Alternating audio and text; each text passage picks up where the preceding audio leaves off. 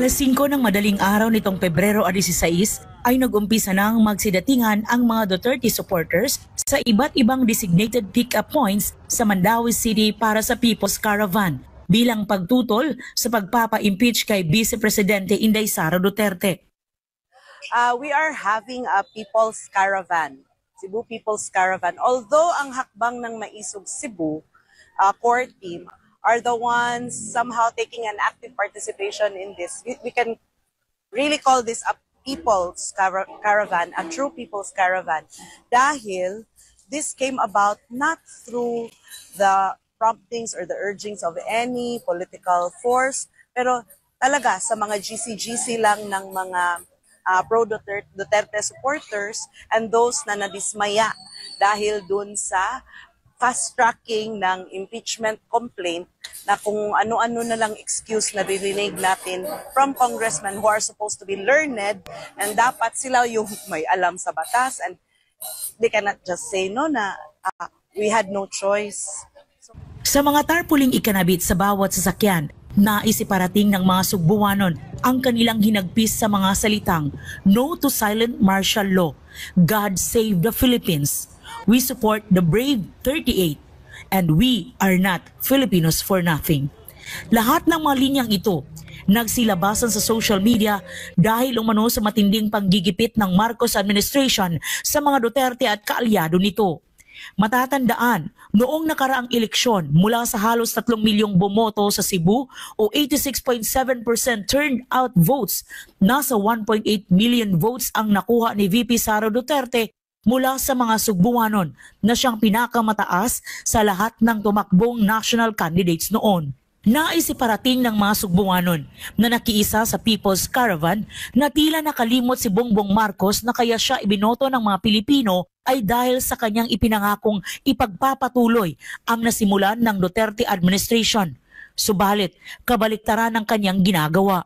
Ang dating niligawan na si Inday Sara Duterte panahon ng eleksyon ay siya nang tinitira at ginigipit ngayon. Kaya naman, sa ikinasang People's Caravan dito sa Cebu na pinangunahan ng core group ng Hakbang ng Maisog, nagsilabasa na ang mga supporters ng Vice Presidente na nakamasid lamang sa mga kaganapan ngayon sa bansa. Tulad na lamang ni Atty. Macdo Castañares na mula pa sa Bohol ay nagdungo sa Cebu upang makiisa sa sigaw ng mga Sugbuanon na protektahan si VP Sara Duterte. I'm joining the People's Caravan for Change, particularly organized by Maisog Cebu, in order to make our voices be heard. Kaya sa pagkakaroon, we're looking at the impeachment of VP Sara Inday Duterte.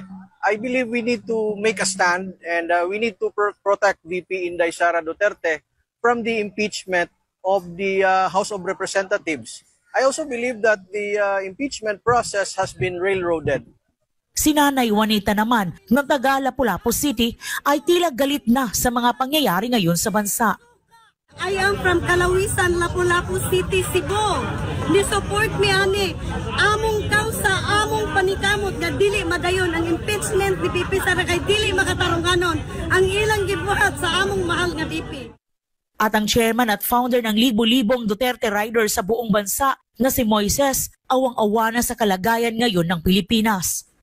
Luoy na kayo ang Pilipinas, luoy na kayo ang ato ang nasod.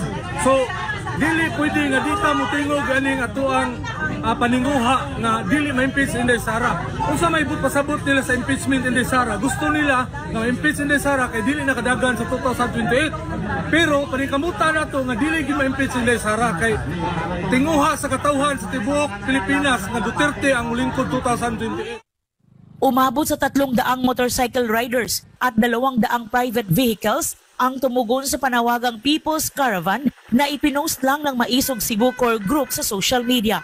Alas 7 ng umaga nang umpisahang ikutin ng mga Duterte supporters ang rutang Mandaue City, Consolacion, Liloan, pabalik ng Cebu City, Talisay City at nagtapos ito 1:00 ng hapon sa Mandaue City.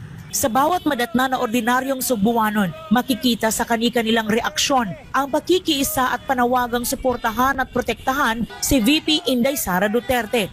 Kauna-unahan ang pagtatagpong ito ngayong taon ng mga Duterte supporters sa Cebu Tulad ng karamihan, iisa lang ang tono ng kanilang hiling sa taong bayan. Ang panawagan na mo karong eleksyon, atong iboto ang PDP Laban, Team Suka, kanang ilang bagsak BBM, bagsak ang Pulboronic. Team Suka ta, Team Suka. Mao na atong dapat butuhan aron mo balik ang Pilipinas pagkasigla. Mas safe ang atong mga kabatanunan. Mas safe ang atong mga anak gikan nag-eskwela. Maglakaw sa kalsada nga wala nay lugos. Wala nay rape, wala nay tulis. Wala nay panglapnot sa mga cellphone, mga bag. Atong ibalik ang mga Duterte. Akong panawagan sa tanang Pilipino karon sa panghitabo, kinahanglan ta nga motingog ug mobarog aron sa pagprotektar ni VP Inday Sara Duterte batok sa iyang impeachment. Atong nakita ang rampant nga korupsyon bisan asa. Atong nakita po nato ang pag-railroad sa process sa impeachment ni VP Sara, gisensayon na nila og pirma. So atong giauhag ang kadaghanan nga kinahanglan mo barog, motingog. Kinahanglan po nato suportahan ang mga kandidato ni President Rodrigo Duterte aron maprotektaran gyud si VP Inday Sara. Kaya mahitabo kung mawa si VP Inday Sara, magunsa naman ta. Obviously, our lawmakers have failed us. The executive branch of government, I don't know what they are doing. Crime is on the rise. Kung dili na to i-take back atong country, who will? Balik ta ani sa dark ages. I-overtake ka na baya ta sa laing nasod. Pero kita na lang siguro mo'y mahabilin. No? Nga ingani niya. Naamon tayo mga anak. If not for us, for our children and our grandchildren na lang. Dili na magunahon na og kanang unsay mahitabo nato. Better to stay safe, better to stay silent. Kung magsigira sa taghilom-hilom, sama ra na sa ning sugot ta nga ang atong mahal sa kinabuhi, matangtangan og mga katungod. Mura namang yun ni martial law. Nilinaw naman ng convener ng Hakbang ng Maisog Cebu na si June Abines na hindi ito ang unang People's Caravan dahil tinitiyak niyang masusundan pa ito ng mas malaking pagtitipon ng sambayanang Pilipino. Ang Cebu People's Caravan very successful. Kung nakita ninyo unsa kadaghan ang nihanhe, dili pa na mao, daghan pa'y nabilin kay sa traffic. So karon nagkahiusa ang Cebuano, first time pa ni sa Tibok Pilipinas naghimog karaban. Walay sakto nga organization, gitawag nga People's Caravan through social media. Karon nakita ninyo nga daghan ang nagpakanabang ng Cebuano, anda mo anhe magpainit para mapabati sa Tibok Pilipinas o Tibok Kalibutan nga angay natang mo lihok, angay natang mo aksyon. Dili naigo ang mga polong. Kung kinahanglan maghungpong kita sa dalan atong himuon para pukaon ang natulog ng mga Pilipino. Yes. Labi na ang atong mga sinaligan nga military o mga pulis. Sir, mga ma'am, mga sir, atong protektahan ang Pilipinas. Yes. Kay ato ning nasod, wa na tayo lain nasod. Yes. Yes.